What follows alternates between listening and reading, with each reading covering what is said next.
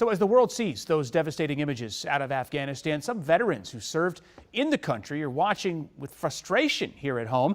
And the VA knows how difficult this time is for them. WUSA 9's Matthew Torres is live outside the Department of Veterans Affairs. So Matthew, they are getting a lot of calls today. Adam, that's right. The main crisis hotline veterans can call if they are experiencing thoughts of suicide or any other emotional turmoil is receiving more calls lately ever since the Taliban takeover. Think about the dismantling of a region and what impact that may have. David Upham quickly thought of the veterans after seeing the Taliban swiftly take over Afghanistan. 2 decades of fighting came down to days of sheer panic and chaos.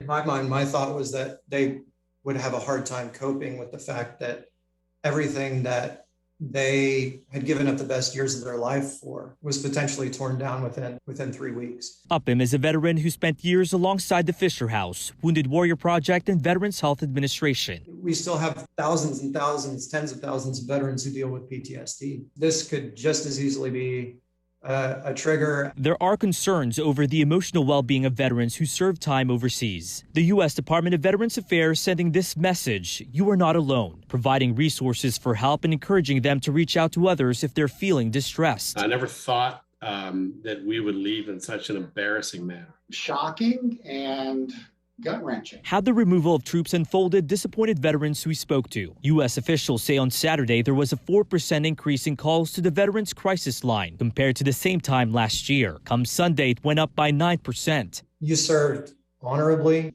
There was a noble cause, and it was to bring a moment of peace among centuries of war. And of course, again, that message going out to veterans that you are not alone. If you do need help, we have put together a list of resources from the VA. You can find that under this story on WUSA9.com. Reporting live outside the U.S. Department of Veterans Affairs, I'm Matthew Torres, WUSA 9. Yeah, it's not surprising that a lot of our veterans who served there just really need somebody to talk to about this right now. It's a great resource. Matthew, thank you.